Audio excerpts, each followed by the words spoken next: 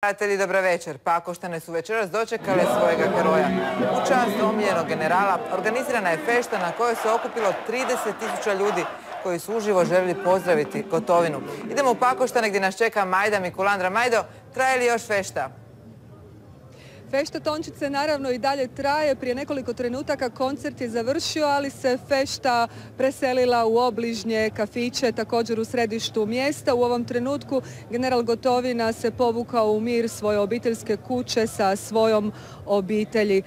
Poslušajmo što je rekao nakon što je stigao napokon, kako je i sam rekao, kući.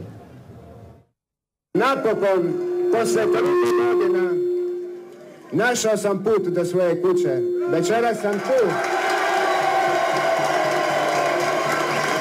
Hvala vam na iskazanoj kršćanskoj ljubavi svih ovih godina.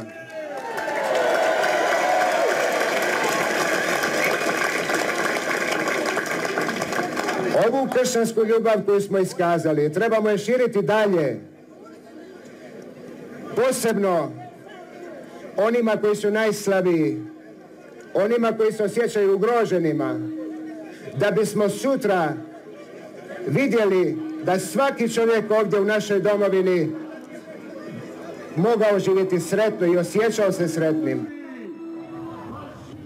A s nama je u trećem dnevniku odvjetnik generala Ante Gotovine, gospodin Luka Mišetić. Dobra večer, dobrodošli. Dobra večer. Gospodine Mišetić, imate li potvrdu da Haško tužiteljstvo neće tražiti reviziju slučaja Markač-Gotovina?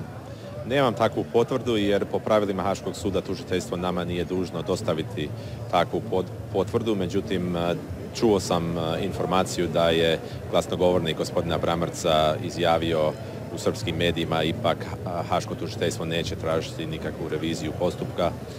Po pravilima suda eventualno oni bi mogli unutar godinu dana tražiti takvu reviziju, ali samo ukoliko tužiteljstvo dobije nekakav fantastični novi dokaz koji može samo po sebi srušiti žalbenu presudu. Međutim, do sada u povijesti Haškog suda nikad se nije dogodilo da je tužiteljstvo uspjelo srušiti žalbenu pravomoćnu presudu i ne očekujem da bi se tako nešto moglo dogoditi u našem predmetu.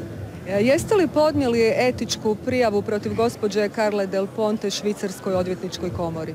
Nismo još, ali to ćemo vjerojatno učiniti do kraja tjedna. Naime, radi se o tome da je gospođa Del Ponte dala neke izjave u Beogradskom blicu danas, u kojem i dalje tvrdi da je general Gotovina kriv, što je prekršaj odvjetničkog kodeksa ne samo Haškog suda, nego i Švicarske odvjetničke komore.